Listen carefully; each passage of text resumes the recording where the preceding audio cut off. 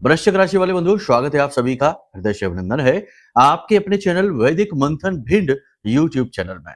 तो वृश्चिक राशि वालों, जरा ध्यान से सुनिए। दीपावली के बाद अब सारा खेल पलटने वाला है। पिछले कार्यक्रम में भी हमने आपको बताया कि समय अब अपनी चाल बदल रहा है। आपके जीवन में परिवर्तनों की बाढ़ आने वाली है। कुछ ऐसे बेहद पॉजिटिव, बहुत ही सकारात्मक बदलाव होने वाले हैं जिन्हें आपको अपने जीवन में किसी भी हालत में स्थिर करना है, टिकाऊ करना है, जिससे आप अपने जीवन के लंबे से लंबे दुखों से भी मुक्ति प्राप्त कर सकते हैं। दैवीय कृपा इसे कहें या फिर महामाई का आशीर्वाद कहें या फिर आपके ही पुण्य प्रताप या संघर्षों का प्रतिफल कहें कि आपके जीवन से दुखों का नाश होने का समय आ रहा है। जी हाँ बंधुओं, कार्यक्रम बेहद ही महत्वपूर्ण है। कुछ महत्वपूर्ण संकेत, उपाय, क्रियाएं और आने वाले 5 से 7 दिनों की सटीक भविष्यवाणियों के साथ आज का यह कार्यक्रम आपके लिए एक कंप्लीट पैकेज बन जाता है। इस कार्यक्रम की अनदेखी करना जीवन की सबसे बड़ी भूल आपके लिए साबित हो सकती है। अनजाने में भी इसे मिस मत करना। किस्मत आपकी बहुत अच्छी है, महामाई की कृपा आपके ऊपर हो चुकी है, तभी यह कार्यक्रम आज आप देख रहे हैं। इस कार्यक्रम को जब आप देखना शुरू करेंगे, अंत तक देखेंगे, तो हम आपको बताएंगे 3 महत्वपूर्ण बातें। पहली कि आपका भाग्य कैसे परिवर्तित होगा, कौन से वो संकेत हैं, कौन से वो जीवन में आ रहे घटनाक्रम हैं जिन्हें आप पहचानेंगे और उन्हीं संकेतों और घटनाक्रम के आधार पर अपने जीवन में स्टेप बाय स्टेप आप क्या बदलाव करेंगे। दूसरा कि आपके जीवन में 5 से 7 दिनों में घटित होने वाली 5 बड़ी भविष्यवाणियां। भविष्यवाणियों का मतलब है कि घटनाएं जो घटित होकर ही रहेंगी, ग्रहों पर आधारित हैं। इन्हें टाला तो जा सकता है लेकिन इनसे बचा नहीं जा सकता। कहने का मतलब यह है कि इनकी तीव्रता को कम कर सकते हैं उपायों के माध्यम से, सावधानियों के माध्यम से, लेकिन ये घटित अवश्य होंगे। तो इनके बारे में जानना बेहद आवश्यक है क्योंकि कुछ पॉजिटिव और कुछ निगेटिव भी हैं। इसी के साथ साथ कार्यक्रम का अंत करेंगे बड़े ही खूबसूरत एक उपाय के साथ। यह उपाय आपको देवताओं की सीधी कृपा या उनका प्रत्यक्षीकरण कराने की भी क्षमता रखता है। यानी कहने का मतलब यह है कि आपके जो भी आराध्य देव हैं या पिछले जन्मों से ही आपके जो इष्ट देवता हैं, उनके साक्षात दर्शन आपको इस उपाय के माध्यम से होंगे। जी हाँ, ये बहुत बड़ी बात है। सुनने में लगता है कि अरे ये तो हो ही नहीं सकता है, असंभव जैसा जान पड़ता है, लेकिन होता सब कुछ है। लेकिन सब कुछ होने के बावजूद भी प्रचार नहीं होता इन चीजों का, इसलिए पता नहीं चल पाता है। ठीक है, आपके साथ ये घटना घटित होगी, निश्चित तौर पर होगी। बस आप अंत में बताए गए उपाय को अच्छी तरह से समझ लेना, जीवन में उतार लेना, फिर खुद आप ही अपना अनुभव हमें हमारे नंबरों पर भेजेंगे। जी हाँ, कहने का मतलब यह है बंधुओं कि आज का यह कार्यक्रम ज्योतिषीय घटनाओं से ओतप्रोत है, धर्म, ज्ञान, आध्यात्म से सराबोर है और सबसे बड़ी बात कि महामाई के आशीर्वाद के तौर पर आपके सामने आया है। पूरी श्रद्धा के साथ, पूरे भाव के साथ इस कार्यक्रम को देखना है क्योंकि आपका उद्धार महामाई ही करेंगी इन्हीं कार्यक्रम में बताई गई बातों के आधार पर। जी हाँ, तो चलिए बंधु, उम्मीद करते हैं सारी बातें आप समझ रहे हैं, अंत तक कार्यक्रम में जरूर ठहरेंगे। तो महामाई को याद करते हुए कार्यक्रम की शुरुआत करते हैं। कमेंट बॉक्स में पूरे भक्ति भाव के साथ लिख डालिए, जय मां भद्रकाली कृपा करो। महामाई निश्चित तौर पर आपके ऊपर कृपा कर ही चुकी हैं, इसीलिए तो ये कार्यक्रम आज आपको प्राप्त हुआ है और आप इसे देखने का पूरा मन बना भी चुके हैं। भाव माई के लिए यदि और भी गहरा है, जो कि होना ही चाहिए, अगर अपनी माँ के लिए, जो इस ब्रह्मांड की माँ है, अनंत कोटि ब्रह्मांडों की माँ है, उसके लिए भी हम भाव उत्पन्न नहीं कर सकते, तो धिक्कार है हमारे जीवन पर, धिक्कार है हमारे मानव होने पर। इस धर्म और अध्यात्म के विशेष अनुभव को यदि हम हासिल ना कर सके तो जन्म ही व्यर्थ हो गया। भाव के साथ कमेंट बॉक्स में लिख डालिए, मैं भी माई के परिवार का हिस्सा हूं। मां के परिवार का हिस्सा बनने का सौभाग्य है, ये कोई छोटी मोटी बात नहीं है। अनुभव करो तो बहुत बड़ी है और ना अनुभव करो तो सिर्फ एक फॉर्मेलिटी यानी औपचारिकता ही है। मानो तो भगवान, ना मानो तो सिर्फ एक पत्थर ही तो है। तो चलिए बंधुओं, भाव को समझते हुए चलिए अपने मूल विषय को शुरू करते हैं। बात करते हैं सटीक भविष्यवाणियों की। जय माई की। बंधुओं, ज्योतिष और तंत्र विद्या के क्षेत्र में आचार्य अमित एक जाना माना नाम है।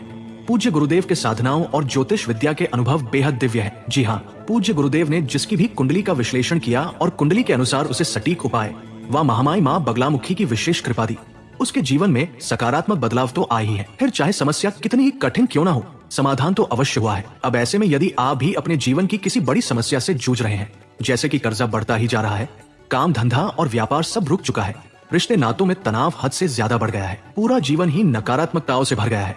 तो ऐसे में यही सही समय है जब आप श्रेष्ठ गुरु से मार्गदर्शन प्राप्त करें और जीवन के अंधकार को समाप्त कर दिव्य प्रकाश की ओर कदम बढ़ाएं। वीडियो में दिए गए नंबरों पर तुरंत संपर्क करिए और अपनी कुंडली का विश्लेषण व समाधान पूज्य गुरुदेव के द्वारा करवा लीजिए। देर ना करें, आपके देवी देवताओं के आशीर्वाद से ये मौका खुद चलकर आपके पास आया है, इसे गंवाना नहीं है।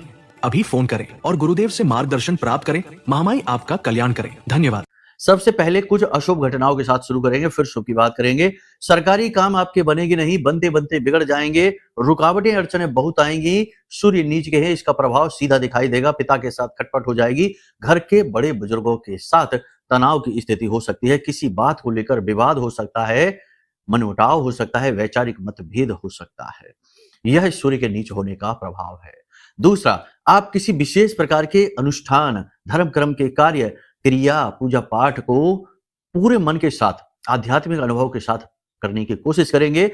कह सकते हैं कि साधना भी कर सकते हैं, कोई अनुष्ठान भी कर सकते हैं, संकल्प लेकर कोई बड़ी क्रिया भी कर सकते हैं और करनी भी चाहिए। गुरु उच्च के हैं, अगर अब नहीं कर पाए तो फिर कब करेंगे? ग्रह तो कह रहा है कि कर डालो, अब भी रुक गए तो फिर कब करोगे? तो करना तो चाहिए। ये आपके ग्रह नक्षत्र बता भी रहे हैं। अचानक से कोई आपका सामान चोरी हो सकता है, खो सकता है, टूट फूट हो सकती है।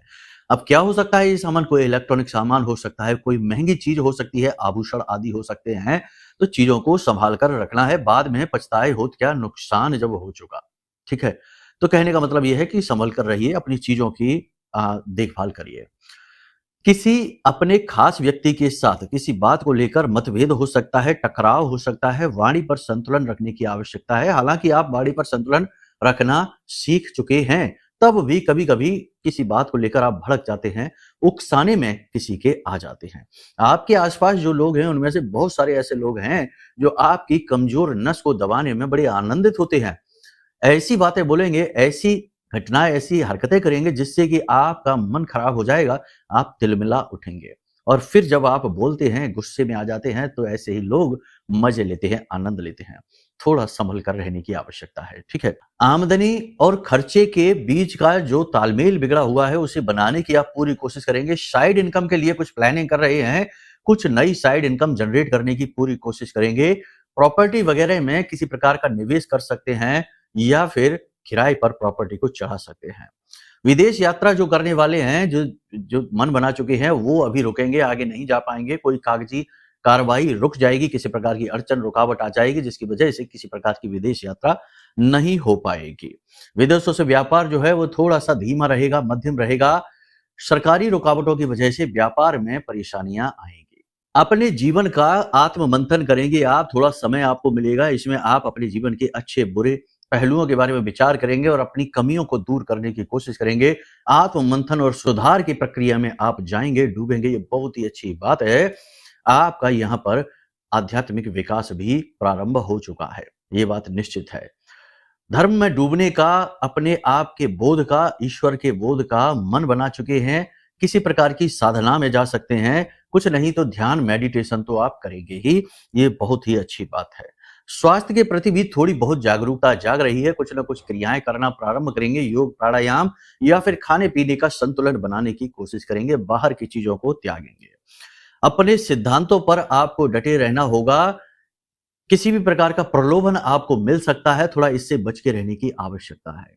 कोई व्यक्ति आपका इमोशनली दुरुपयोग कर सकता है, तो भावनात्मक तौर पर कोई व्यक्ति आपका दुरुपयोग ना कर ले, इस बात के लिए आपको अलर्ट रहना होगा। भरोसा केवल खुद पर ही करना है। किसी की भी बातों में आकर कोई इन्वेस्टमेंट ना करें। पार्टनरशिप आदि के लिए ऑफर तो मिलेंगे अभी, लेकिन आपको करनी नहीं है। जी हाँ बंधुओं, अब बात करते हैं व्यक्तिगत जीवन की। तो वैवाहिक जीवन की वैसे तो सही है स्थिति, कोई खराब स्थिति नहीं है, परंतु जीवन साथी के साथ जो तालमेल है वह कुछ हद तक भावनात्मक तौर पर बिगड़ा हुआ सा रहेगा। आपको ऐसा लगेगा जैसे कि जीवन साथी के मन में आपके प्रति प्रेम कम हो चुका है, प्रेम तत्व की कमी का एहसास आपको करेगा। हालांकि आप दोनों ही अपने स्तर से अपनी अपनी जिम्मेदारियां पूरी जरूर करेंगे, लेकिन कहीं ना कहीं वह जो भाव है, वह जो रोमांच है जीवन का, रिश्ते की जो मिठास है, वह कमजोर होती सी दिखाई देगी या आपको थोड़ी सी व्याकुल, दुखी बनाएगी। आपको ऐसा अनुभव होगा, आपको ऐसा एहसास होगा जैसे कि आप एक मशीनी जीवन जी रही हैं। जी हाँ, सुबह जागना, दिन भर काम करना, रात्रि में सो जाना, भावनाएं आपके लिए खोखली सी साबित हो जाएंगी, मतलब कि आपकी भावनाओं की लोग कदर नहीं करेंगे। और जो दूसरे व्यक्ति आपके प्रति भावनाएं दिखा रहे हैं, आपको ये अच्छी तरीके से पता रहेगा कि ये भावनाएं इनकी खोखली हैं, क्योंकि ये लालची लोग हैं। ये अपने मतलब के लिए आपके आगे पीछे घूमते हैं, मतलब निकल जाने पर आपको भूल जाते हैं। यानी कि भावनात्मक तौर पर आप थोड़े से दुखी, थोड़े से असंतुष्ट और थोड़े से खाली अंदर से अपने आप को महसूस करेंगे। आंतरिक अकेलेपन से आप जूझ रहे होंगे। एक तरफ तो ये अच्छा ही है और एक तरफ थोड़ा-सा ये बुरा भी है, क्योंकि भावनात्मक तौर पर आपको दुःख हो रहा होगा। जो लोग बेरोज़गार हैं, वे आने वाले 8 से 10 दिनों में रोज़गार प्राप्त करने वाले हैं। 100% उनकी नौकरी लगेगी, लिख कर रख लो। हाँ, प्रयासों में कमी नहीं करनी है, क्योंकि हाथ पर हाथ रखकर बैठे रहने से कुछ भी नहीं हो जाना, कर्म तो करना ही पड़ता है। कर्म करिए, अपने कर्म के अनुसार यदि ग्रहों का भी साथ मिल जाता है, तो कर्म फलित हो जाता है, अन्यथा वह निरर्थक तो होता ही है। जो विवाह के लिए बैठे हैं, उनका विवाह तय हो जाएगा। किसी प्रकार का धार्मिक या मांगलिक कार्यक्रम आपके घर में हो सकता है, लेकिन घर में किसी बड़े पुराने विवाद को लेकर फिर से चर्चा हो जाएगी, तनाव की स्थिति बन जाएगी किसी बात को लेकर। हिसाब-किताब या प्रॉपर्टी आदि के बँटवारे या घरेलू फैमिली बिज़नेस को लेकर किसी प्रकार की तनाव की स्थिति बन सकती है। बातों ही बातों में बात झगड़े में बदल जाएगी। आपको यहाँ पर 3-4 चीज़ों पर कार्य करना है। पहली चीज़ तो ये कि आपको अपने आप पर विश्वास रखना है। स्वयं अपने आप पर विश्वास करके ही किसी भी कार्य को करें, किसी की बातों में नहीं आना है।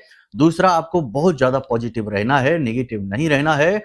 तीसरा, आपको लगन के साथ अपना कार्य करते जाना है, चाहे फल भले ही कम दिखाई दे या ना के बराबर ही प्राप्त हो, लेकिन आपको लगातार सकारात्मक तरीके से अपने कार्य को करते जाना है और व्यावहारिक निर्णय लेने हैं, भावनाओं में बहकर कोई भी निर्णय नहीं लेना है। जो भविष्यवाणियां हमने की हैं, ये भविष्यवाणियां गोचर के आधार पर है, लेकिन हो सकता है कि आपके जीवन में कोई ऐसी परिस्थिति बनी हो जिससे आप बाहर ही नहीं निकल पा रहे। जैसे कि कोई बेरोजगारी से जूझ रहा है, लाख प्रयास करने के बाद भी नौकरी में टिक ही नहीं पाता। तुरंत नौकरी लगती है, छूट जाती है, लगती है, छूट जाती है, बदल जाती है। या फिर ऐसा हो सकता है कि वैवाहिक जीवन में तनाव हद से ज़्यादा है, मानसिक चैन सुकून भंग है या कर्जे में डूबे हैं। तो ये सारी स्थितियाँ बंधुओं बनती हैं जब कुंडली में नेगेटिव ग्रह योग होते हैं, यानी पाप ग्रह योग बने हुए हैं। इसी के साथ-साथ कभी-कभी ऐसा होता है कि आपके द्वारा किया गया हर एक प्रयास असफल हो जाता है। ऐसा लगता है जैसे कि कोई जानबूझकर आपको रोक कर खड़ा हुआ है, आगे बढ़ने ही नहीं दे रहा है। इसमें भी कमी आपकी कुंडली की ही होती है। कुछ विशेष प्रकार के योग कुंडली में ऐसे होते हैं जिन्हें बाधा योग कहते हैं। अब आप सोचेंगे कि अगर हमारी कुंडली में ऐसा कोई योग बना है, तो ऐसा योग बना ही क्यों? हमने कौन-सी गलती कर दी? तो बंधुओं, जो कुंडली होती है वह आपके पिछले जन्म के कर्मों का एक नक्शा होता है, एक खाका होता है और उसी नक्शे के आधार पर आपके इस जन्म की भूमिका रखी जाती है। कहने का मतलब ये है कि मान लो कि पति-पत्नी के बीच में रिश्ता चलना नहीं है, आपकी कुंडली में ऐसा योग बना हुआ है। सप्तम में अंगारक बन गया है या फिर उच्च के मांगलिक आप हो गए हैं, जीवन साथी आपको अमांगलिक मिल गया। तो अब ये आपके लिए एक बड़ी चुनौती है, आपको जीवन भर उस साथी के साथ गुजारना है जो एक पल भी आपका साथ नहीं देगा, एक पल भी आपको भाव इज्जत नहीं देगा। अब ये आपके लिए एक चुनौती है। इस जन्म का आपका कर्म है। शायद पिछले जन्म में आपने उसके साथ कुछ बहुत गलत किया था, उसकी भरपाई इस जन्म में करें। तो ये कुंडली है। देखो, चीज़ें समझाने में समय लगता है बंधुओं। हर एक चीज़ का एक कारण है। बिना कारण कुछ भी नहीं होता इस सृष्टि में, इस संसार में। तो कुंडली में भी जो स्थितियाँ हैं, वे पिछले जन्मों के आपके प्रारब्ध हैं जो दिखते हैं। इसीलिए तो पिछले ज़माने में, पुराने ज़माने में जब बच्चा पैदा होता था तो तुरंत कुंडली बनवाते थे ताकि पता लग जाए कि ये कैसा भाग्य लेकर पैदा हुआ है। क्या इसके जीवन की बाधाएँ हैं?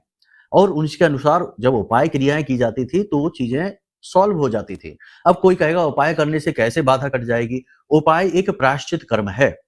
2 तरीके होते हैं, या तो अपने कर्मों का दंड भोगिए, जीवन भर कष्ट में रहिए, या फिर उसका प्रायश्चित कर लीजिए। प्रायश्चित करने से भी आपका जो कर्म है, जो प्रारब्ध बिगड़ा हुआ है, वह संभल जाता है, शुद्ध हो जाता है। ठीक है? तो उपाय इसीलिए बनाए गए कि ये प्रायश्चित कर्म है। कोई 21 दिन का उपाय है, कोई 47 दिन का, कोई 43 दिन का उपाय है, कोई 27 दिन का उपाय। ये इसीलिए बनाए गए कि इतने दिनों तक आप ये काम करेंगे तो आपका प्रायश्चित पूर्ण हो जाएगा, बाधा समाप्त हो जाएगी। तो इसके लिए आप अपनी कुंडली ज़रूर दिखाएँ, क्योंकि वो आपका नक्शा है।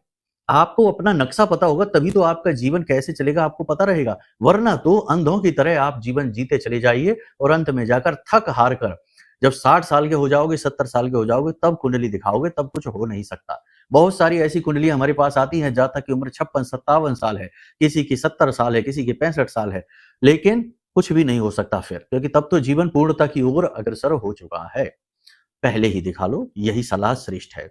इसी के साथ-साथ कभी-कभी ऐसा होता है कि भयंकर नेगेटिविटी जीवन में आ जाती है। कोई तंत्र मंत्र करा देता है, किसी ने बंधन करा रखा है, किसी को नज़र जल्दी लग जाती है, कुंडली में लग्न दोष है, तो जल्दी नज़र लग जाया करेगी, तो बनते काम बिगड़ जाएँगे। तो ऐसी स्थिति में हमने यह जो महारक्षा कवच बनाया है, ये आपको इस प्रकार की विपरीत परिस्थितियों से तुरंत बचा देगा। बहुत सारे लोगों के जीवन में इस कवच ने बड़ा ही अच्छा बेहतरीन परिणाम दिया है। यानी कि ऐसे-ऐसे लोग हैं जिनके ऊपर लाखों का कर्जा था, यकीन मानिए, और उनका फ़ोन आया कि गुरुजी हमने एक हाथ से कवच रिसीव किया महामाई का और कुछ ही देर में फ़ोन आया कि हमने कहीं इन्वेस्टमेंट कर रखा था, वहाँ से हमको इतना लाभ हो गया कि कर्जा तो चुक ही जाएगा, 2-4 लाख रुपए ऊपर से भी बच जाएँगे। 1-2 लाख रुपए। यानी कहने का मतलब ये है कि तुरंत ही इस कवच ने अपना परिणाम दिखाया, रिज़ल्ट दिया। इतना शक्तिशाली है क्योंकि इसमें हमारी वर्षों की साधना है और महामाई 10 महाविद्या माँ बगलामुखी का जो सबसे शक्तिशाली मंत्र है, 36 अक्षरी स्तंभन मंत्र है, उस मंत्र से यह जागृत है, अभिमंत्रित है। तो मतलब कि आप इस कवच को भी मँगवा सकते हो, कुंडली का आकलन करा सकते हो। ये 2 निर्णय आपके जीवन के सर्वश्रेष्ठ निर्णय होंगे बंधुओं। जी हाँ। अब बात करते हैं कि वो कौन-सी संकेत हैं जो बताएँगे कि आपके जीवन में अब सब कुछ पलटने वाला है। पूरा का पूरा खेल ही जीवन का आपका पलटने वाला है। ज़रा ध्यान से सुनिए। सबसे पहला संकेत यह है कि यदि आपको गहरी मानसिक शांति का अनुभव होता है, मतलब कि आप लाख बुराइयों में, परेशानियों में, अड़चनों में फँसे हुए हैं, तब भी आपको मन में व्याकुलता नहीं, अंदर से एक ठंडक का एहसास होता है। आपको जीवन की नश्वरता का एहसास होने लगा है। आपको सब कुछ पता है कि कैसे जीवन चलता है, कैसे कष्ट आते हैं, कैसे कष्ट चले भी जाते हैं। खुद हिलना नहीं है, हटना नहीं है। स्थित प्रज्ञ की स्थिति में आप यदि आ जाते हैं, तो आपके ऊपर ईश्वरीय कृपा आ चुकी है। आपको कुछ विशेष कार्य करने होंगे। अंत में उपाय बताएँगे, उससे यह कृपा आपको सीधा परिणाम देगी, सीधा लाभ पहुँचाएगी। दूसरा है कि सकारात्मक अनुभव, यानी कि बिगड़े हुए काम बनना शुरू हो जाना, जो लोग विरोध में रहते थे, वो भी आपका पक्ष लेने लगना और आपको आंतरिक खुशी का एहसास होने लगना। तीसरा संकेत है कि ईश्वरीय अनुभव होने लगे, यानी कि जब भी आप घर से बाहर निकले तो गाय के दर्शन हो जाएँ, किसी संत के दर्शन हो जाएँ या फिर झाड़ू लगाते हुए किसी इंसान के, खास तौर से किसी महिला के दर्शन हो जाएँ या फिर मंदिर की घंटियाँ सुनाई देने लग जाएँ। बहुत सारे शुभ संकेत, नीलकंठ पक्षी के दर्शन हो जाएँ, तो आप समझिए कि आपका जो है ना ईश्वर ने आपकी सुन ली है, अब आपकी कष्ट कटने का समय आ रहा है। इनमें से कुछ संकेत भी यदि आपको मिलते हैं तो हमें कमेंट करके अवश्य बताना, क्योंकि ये संकेत आपके भाग्य बदलने की दिशा में आपका कदम है, यानी पूर्वाभास है। इसी प्रकार से यदि आपको दैवीय सुरक्षा का अनुभव हो, आपको डर लगना बंद हो जाए, आपको ऐसा लगने लगे कि चाहे भले ही जीवन कितना ही विपरीत, कितना ही कठोर क्यों ना हो, कष्टमय क्यों ना हो, तब भी आप बचकर निकल जाएँगे। यानी कि एक सुरक्षा का भाव आपके मन में उत्पन्न होने लग जाए कि देवी देवता आपके साथ हैं, तो ये संकेत है कि आपका समय पलट रहा है। पूजा पाठ अनुष्ठान का फल आपको मिलने वाला है। इसी के साथ-साथ आप चाहे किसी भी तरीके से कोई भी निर्णय लें, वह सही निर्णय साबित होने लग जाए, यानी सही रास्ते पर ही आप चलें, यानी कि ईश्वर आपको गाइड करें, तो समझ लीजिए कि ये भी एक संकेत है। उसी प्रकार भक्तों का, धर्म गुरुओं का साथ मिलना, अच्छे-अच्छे सज्जन लोगों की संगति में आप आने लगना, ये भी संकेत है कि ईश्वर ने आपकी सुन ली है। ठीक इसी प्रकार आप आध्यात्मिक उन्नति करना प्रारंभ कर दें, यानी कि आप ध्यान में डूबने लगें, गहरी भक्ति करने लगें, कम बोलने लगें और जीवन के जो छोटे-छोटे सुख हैं, यानी कि पार्टी करना है, नशे करना है, लोगों के साथ गप्पे हाँकना, चुगलियाँ करना, इन सब से आपकी रुचि यदि कम होने लग जाए, तो समझिए कि आप ईश्वर की शरण में अब आ चुके हैं। ईश्वर ने आपके ऊपर हाथ रख दिया है। इसी प्रकार से आपके काम सहजता से बन जाना, बहुत ही कम प्रयास करने से भी आपके काम आसानी से बन जाएँ, साथ ही क्षमा करने का भाव ही आपके मन में उत्पन्न हो जाए, यानी कोई गलती कर दे, खूब कोई आपकी बेइज्जती, अपमान ही क्यों ना कर दे, तब भी आप उसे आसानी से क्षमा कर दें, तो ये एक बहुत बड़ा भाव है। ठीक इसी प्रकार यदि प्रकृति के प्रति और जीव-जंतुओं के प्रति मन में दया भाव और आकर्षण उत्पन्न होने लग जाए, जीव-जंतु निडर होकर आपके नज़दीक आने लग जाएँ, प्रकृति को देखकर आपका मन प्रसन्न होने लग जाए, ठंडक का एहसास होने लग जाए, तो समझ लीजिए कि देवी-देवताओं ने आपकी सुन ली है। अब आपकी जीवन की दशा और दिशा पलटने का समय आ चुका है। अब आप हमें कमेंट करके बताना कि आपको कौन से संकेत इसमें से मिल रहे हैं या फिर किस प्रकार के संकेत आपने अभी अपने जीवन में कुछ दिनों पहले अनुभव करे हैं, कुछ उसके बारे में हमें बताना। अब यदि आपको इनमें से कुछ संकेत भी मिलते हैं यानी 3, 4, 5 संकेत भी मिलते हैं, तो भी बात वही है क्योंकि हो सकता है कि हर एक व्यक्ति को पूरे दसों संकेत मिल जाएँ आवश्यक नहीं है। किसी को कुछ कम मिलेंगे, किसी को ज़्यादा मिलेंगे। ये अपने-अपने जीवन की उपलब्धियों, परिस्थितियों और तमाम सारी परिस्थितियों पर निर्भर करेगा। लेकिन कुछ संकेत भी मिलते हैं तो ये बहुत बड़ी बात है। अब ऐसे में आपको क्या करना है? ऐसे में आपको करना है ईश्वर से जुड़ने का प्रयास। जी हाँ, हम जो बताते हैं वो बिल्कुल ठोस ज्ञान है बंधुओं, प्रपंच नहीं। हाँ, तो ध्यान से सुनिए। बहुत ही महत्वपूर्ण कार्य आपको करना है। यदि आपको 3 संकेत भी मिल गए तब भी आपके जो आराध्य देव हैं, इष्ट देव के बारे में तो आपको पता ही नहीं चलेगा क्योंकि उसके लिए कुंडली दिखानी पड़ेगी।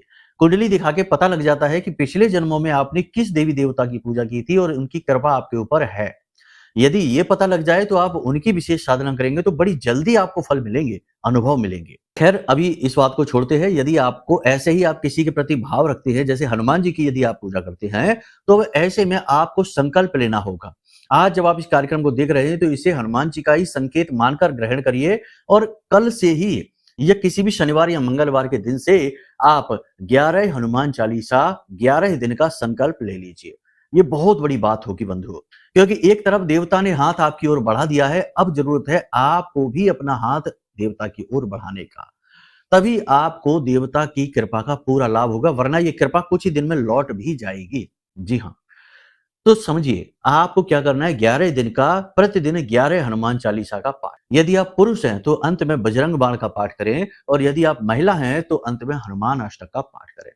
11 हनुमान चालीसा का पाठ और हनुमान जी के मंदिर में जाकर ही ये क्रिया को करना है। साथ ही साथ 11 आटे के दीपक भी आपको प्रतिदिन जलाने हैं और उनमें गाय का घी डालेंगे, आप उसी से दीपक जलाएंगे। जब आपका प्रयोग पूर्ण हो जाए तो ये जो दीपक हैं ये आप किसी गाय को खाने के लिए दे दें। आटे के हैं, नुकसान नहीं करेंगे, ठीक है? उसमें से बाती आप निकाल दें। तो ये प्रयोग आप करिए। इसी प्रकार हनुमान जी के जैसे-जैसे आपका शंकर जी हैं आपके आराध्य, तो आप शंकर जी का पंचाक्षरी मंत्र है 11 माला प्रतिदिन का संकल्प ले लीजिए, सोमवार के दिन से प्रारंभ कर लीजिए। बहुत सारी चीजें होती हैं, आप ये क्रिया जरूर करिए। किसी अन्य देवी देवता के प्रति यदि आपका भाव है तो उसके लिए वीडियो में नंबर दिए गए, इन नंबरों पर फोन करके आप जान सकते हैं कि विशेष साधना विधि क्या है। यदि आपको जानना है कि आपके इष्ट देव कौन हैं, जो पिछले जन्मों से आप उनकी साधना करते चले आ रहे हैं, उनकी ही साधना आपको करनी है, तो आप इष्ट देव के लिए अपनी कुंडली का आकलन कराइए। तभी तो पता लगेगा कि कुंडली में तो बहुत कुछ छिपा है, आपके पिछले जन्म का, आपके आने वाले जन्मों का भी। ठीक है? तो कुंडली दिखा लीजिए, उससे और ज्यादा बात स्पष्ट हो जाएगी। ठीक है? अब आपको देवता के साक्षात्कार, यानी जब आपका संकल्प पूर्ण हो जाए 11 दिन का, उसके बाद यानी आपने मेहनत कर ली, देवता ने आपकी ओर हाथ बढ़ाया, आपने भी देवता की शरण को स्वीकार कर लिया। अब नंबर है देवता के साक्षात्कार का। तो अब आपको क्या करना है? प्रतिदिन एक पान का पत्ता लेना है। उस पान के पत्ते में आपको थोड़ी सी हल्दी, एक लौंग का जोड़ा, एक इलायची और एक सिक्का ये रखना है और उसे मोड़कर बीड़े का रूप यानी पान का बीड़े का रूप बनाना है। उसमें सिक्का आपको जरूर रखना है। ठीक है? पान नहीं है, ये खाने वाला पान नहीं है, ये सिर्फ आप रख रहे हैं। ठीक है ना? इससे देवता को आपकी ओर आकर्षित होने के लिए वातावरण निर्मित होता है। नहीं तो कोई सोचे कि ये पान का बीड़ा कैसा है, इसमें तो सिक्का। ये खाने वाला बीड़ा नहीं है, ठीक है ना? वरना उसकी विधि कुछ दूसरी होती है। इसे फोल्ड करके अपने सिरहाने रखकर और सो जाइए। जब आप सोएं, सोते समय अपनी छाती पर दोनों हाथ रखिए और जिस भी देवता की आपने साधना की है 11 दिन की, मन में उनके लिए भाव लेकर आइए और उनसे प्रार्थना करिए कि हे प्रभु, आप हमें अपना साक्षात्कार कराइए। हमने सच्चे मन से आपकी साधना की है और हम आपकी शरणागति हैं। ठीक है? इस प्रकार से 5 से 7 बार मन में ये बात बोलिए और सीधा सो जाइए। ये क्रिया करने के लिए स्नान करके लेटना आवश्यक है। आधे घंटे पहले लोगों से बात करना बंद कर देना, मोबाइल वगैरह अपने आप से दूर रखना, क्योंकि मोबाइल में जो तरंगे होती हैं वो आपकी मानसिक तरंगों को दूषित करती हैं। इसीलिए वैज्ञानिक भी कहते हैं कि फोन को अपने सिरहाने नहीं, अपने बिस्तर से कम 2 से 3 फीट दूर रखकर सोना चाहिए। इससे नींद बाधित नहीं होती। ठीक है? हर चीज को हम विशेष स्पष्टीकरण के साथ आपको बताते हैं। आप इस प्रयोग को करेंगे 5 से 7 दिन, फिर आप इस प्रयोग को करेंगे और आपको तुरंत, मतलब किसी को तो 2 ही दिन में, किसी को 3 दिन में, इस प्रकार से देवता का स्पष्ट दर्शन होगा सपने में। ठीक है? दर्शन सपने में ही होगा, ये याद रखना, क्योंकि कलयुग में प्रत्यक्ष दर्शन हो पाना बहुत मुश्किल कार्य है। जीवन भर की साधना लग जाए, कहो 4 जन्मों की साधना लग जाए, तब कहीं जाकर दर्शन हो। लेकिन सपने में आपको इतने स्पष्ट दर्शन होंगे कि आपको सब कुछ याद रहेगा, सब कुछ पता रहेगा, देवता आपकी बात सुनेंगे और आपकी ओर प्रसन्नता पूर्वक देखेंगे भी और आपको आशीर्वाद भी देंगे। इस क्रिया को आप पूर्ण कर लीजिए, ये बहुत बड़ा प्रयोग हमने आपको बताया है। जो भी इसे पूर्ण कर लेगा 100% उसके जीवन में बदलाव की बड़ी लहर आ जाएगी। इसका अनुभव आप स्वयं ही करेंगे। प्रत्यक्ष को प्रमाण का, साँच को आँच क्या, करके देखो फिर जानो, ठीक है। बाकी आप इस प्रयोग को करिए, फिर समय समय पर हमसे जुड़े रहिए। कार्यक्रम में जो नंबर दिए गए हैं वीडियो में, नंबरों पर फोन करके जानकारी लेते रहिए, ज्ञान लेते रहिए, कुंडली आकलन कराइए, कवच मंगवा लीजिए। आपके लिए ही है ये सारी चीजें, महामाई की ओर से आशीर्वाद के रूप में इन्हें ग्रहण कर लीजिए और धर्म से जुड़े रहिए, अधर्म से दूर रहिए, क्योंकि इस कलयुग में अधर्म का बड़ा तगड़ा बोलबाला है। इससे बच पाना अच्छों के लिए भी बड़ा मुश्किल हुआ जा रहा है, ठीक है। अपने कार्यक्रमों के माध्यम से हम बस यही प्रयास करते हैं कि आपको शुद्धता और सिद्धि की ओर ले जाएं, ठीक है। चलिए बंधुओं, उम्मीद करते हैं कि सारी बातें आपने समझ ली हैं। अब अपनी वाणी को यहीं विराम देते हैं। बस माई के प्रति अपने भाव को बनाकर रखिए। प्रेम से बोलिए जय माई की, जय मां बगलामुखी। हमारे प्रिय और परम पूज्य आचार्य जी ने अपनी साधनाओं के अनुभवों पर आधारित शक्तिशाली उपाय और क्रियाओं के माध्यम से हजारों लोगों के जीवन को पूरी तरह से बदला है। आचार्य जी के द्वारा बताया गया हर एक उपाय इतना सटीक और कारगर होता है कि जो भी इसे पूरे भाव के साथ कर लेता है, उसे साक्षात महामाई की कृपा और आशीर्वाद प्राप्त हो जाती है। इसलिए निसंकोच इन उपायों को पूरे भाव के साथ करिए, आपका कल्याण होगा। जय माई की।